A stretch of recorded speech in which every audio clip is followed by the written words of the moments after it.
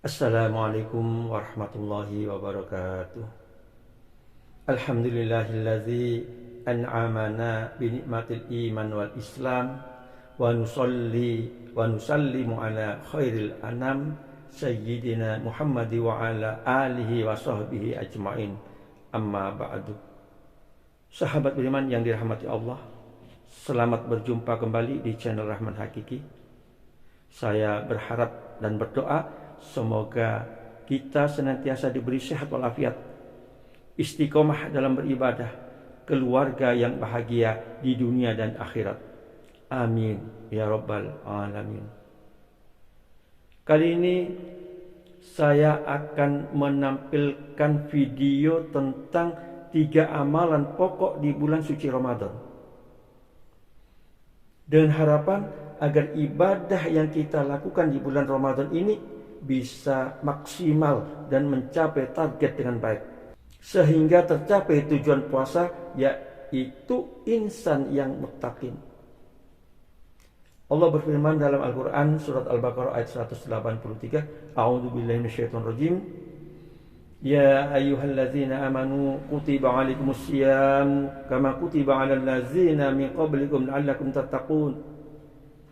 Hai orang-orang yang beriman, diwajibkan atas kamu berpuasa sebagaimana diwajibkan atas orang-orang sebelum kamu agar kamu bertakwa.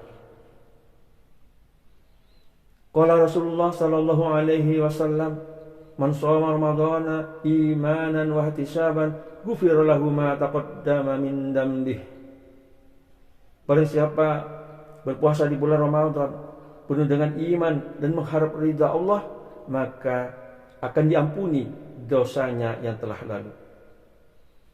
Ayat dan hadis ini merupakan dalil yang sangat populer, yang sering dibaca dalam bulan Ramadan oleh para dai atau mubalik, untuk memberi motivasi pelaksanaan ibadah puasa. Puasa Ramadan bertujuan untuk membentuk orang yang bertakwa. Orang yang berpuasa bukan berarti otomatis menjadi orang yang takwa.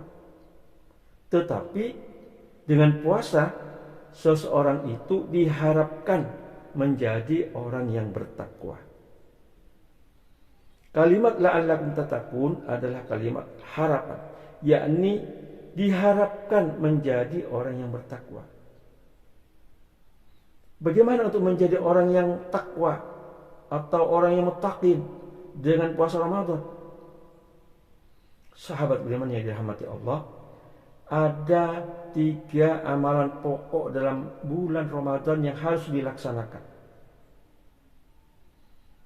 Jika 3 amalan pokok ini bisa dilakukan dengan sempurna, maka tujuan puasa akan tercapai, yaitu menjadi orang yang takwa. 3 amalan pokok dalam bulan Ramadan itu, yakni pertama, meningkatkan sholat. Meningkat artinya bertambah, yang berarti sholatnya ada tambahan dari sebelumnya, dari yang hanya sekedar sholat fardu bertambah dengan sholat sunat yang dikerjakan. Sholat sunat apa saja yang bisa dikerjakan untuk menambah atau meningkatkan sholatnya di bulan Ramadan? Jenis sholat sunat itu banyak, ada puluhan, ya hampir 30-an lah. Tapi yang bisa dilakukan untuk menyempurnakan puasa Ramadan di waktu siang dan malam harinya, di antaranya sholat rawatib, yaitu sholat sunnah yang melekat dengan sholat fardu, baik sebelum maupun sesudahnya. Sholat sunnah rawatib itu ada 12 rakaat. Sholat rawatib ini untuk memperbaiki sholat fardu, yaitu sholat fardu yang dilakukan kurang tumakninah, yaitu untuk menutupi kekurangan dalam kehusyuan sholat fardunya. Bukan menutupi sholat fardu yang bolong atau yang tidak dikerjakan. Orang yang meninggalkan sholatnya tetap akan mendapat siksa dari Allah. Bisa jadi karena sholat sunnahnya yang bagus, maka siksanya akan diringankan. 12 rakaat itu adalah 2 rakaat sebelum sholat subuh, 4 rakaat sebelum sholat zuhur, 2 rakaat setelah sholat zuhur, 2 rakaat setelah sholat maghrib, dan 2 rakaat setelah isya. Khusus untuk sebelum zuhur, kalau enggak bisa 4 rakaat karena terbatas waktunya untuk ikut berjamaah, boleh 2 rakaat. Kemudian salat sunat berikutnya, salat sunat tahiyatul masjid. Setiap kali masuk masjid, salat 2 rakaat untuk menghormati masjid. Kemudian salat sunnah berikutnya adalah salat duha. Salat duha dibagi 3 waktu. Awal duha itu kurang lebih 1,5 jam setelah salat subuh. Subuh sekarang sekitar 4:30, maka jam 6 muncul awal duha, namanya syuruk. Salat awal duha 2 rakaat jumlahnya. Jadi habis sholat subuh zikir dulu, kemudian berdoa serta belajar tafsir. Setelah muncul matahari perjalanannya disebut Isra, melewati satu tombak bayangan, kemudian sholat 2 rakaat. Orang yang sholat 2 rakaat itu pahala sholatnya senilai haji dan umroh sempurna. Fungsinya yang pertama, mengganti seluruh zikir yang ada dalam tubuh kita. Mata berzikir, telinga berzikir, lisan berzikir. Bisa diganti dengan 2 rakaat salat duha. Kemudian waktunya pertengahan duha. Dari jam 8, 9, 10, kurang lebih 3 jam waktunya. Jumlah rakaatnya 2 bisa 4 rakaat. Manfaatnya bisa menghambat atau menghentikan atau menahan satu musibah umum. Misal ada kebanjiran, tiba-tiba ditolong oleh Allah, dibebaskan dari musibah. Tiba-tiba ada orang yang datang mau menolongnya agar terhindar dari musibah. Dan waktu akhir duha sekitar jam 10 sampai jam 11 menjelang ke duhur. Jumlah rakaatnya dari 2 bisa 4 sampai 8 rakaat. Manfaatnya bisa mempermudah datangnya rezeki dengan izin Allah Subhanahu wa ta'ala ketika ikhtiar. Salat sunat berikutnya tahajud ditingkatkan. Tarawih sampai ditutup dengan witir. Sahabat beriman yang dirahmati Allah. Kemudian amalan pokok yang kedua yaitu banyak berinteraksi dengan Al-Quran. Ada 3 cara berinteraksi. 1, banyak membaca Al-Quran, namanya qiraah. Baca 1 hari 1 juz, 1 bulan selesai 30 juz. Bisa dilakukan setelah sholat tarawih dan dilanjutkan setelah sholat subuh.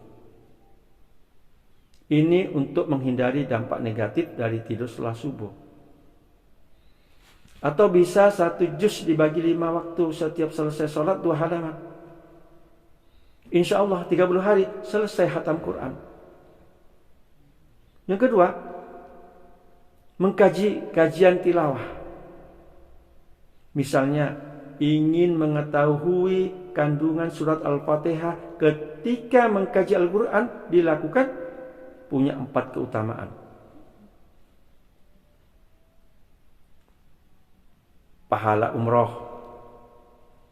Rahmat Allah dibentangkan selama mengkaji Al-Quran. Doa cepat dikabulkan. Kalau istighfar diampuni. Orang yang istiqomah baca Al-Quran akan diberikan ketenangan dalam jiwa. Rumah tangga ingin sakinah, istiqomah baca Al-Quran. Kemudian amalan pokok terakhir selama bulan Ramadan ini, banyak berinfak dan sedekah.